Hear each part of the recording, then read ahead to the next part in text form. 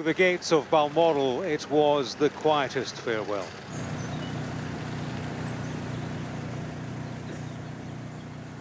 Rural Aberdeenshire, its birdsong and the rumble of the River Dee laid the soundtrack for a sight most saddening.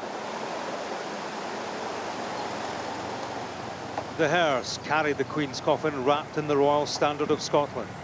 The wreath on top was made from her favourite flowers, picked from the Balmoral garden. In the car behind, the Queen was escorted by her daughter, the Princess Royal, and her husband, Sir Tim Lawrence. The geography of circumstance had placed the Queen in Balmoral when she passed. At journey's end, there will be a state funeral, set-piece ceremony and all that.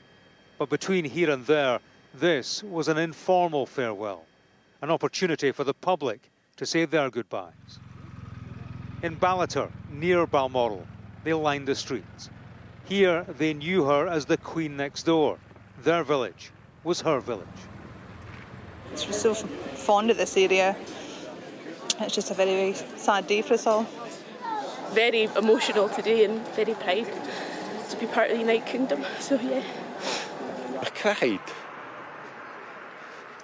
Everybody here, you'll see them all crying. I just found it really emotional. It's almost like saying goodbye to a family member. It's just really, really upsetting. Tractors were positioned by the side of the road, an agricultural guard of honour as the cortege wound a route through rural Scotland. Horse riders too formed up in a field by the roadside as it made its slow 6-hour journey south.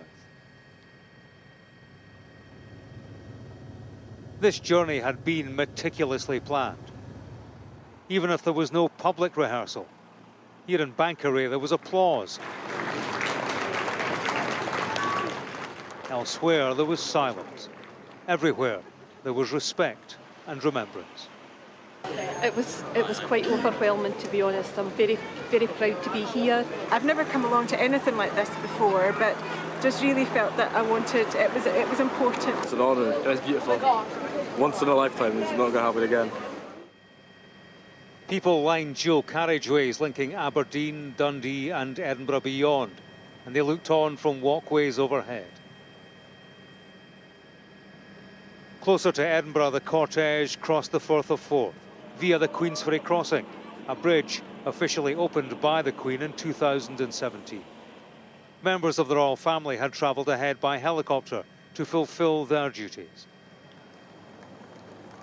Once in Edinburgh, the Queen's coffin was driven through the streets towards Holyrood, in the city's old town.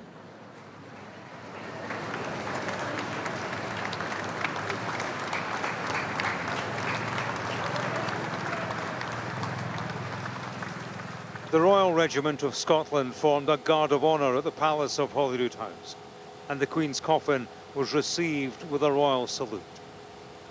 It's being placed in the throne room overnight to allow palace staff to pay their respects. As the Queen was carried inside, a daughter curtsied to her mother, her duty done. This was day one of the Queen's long goodbye, which will span a nation that grew with her, and having learned of her loss, is learning to live with it. James Matthews, Sky News, in Ballater.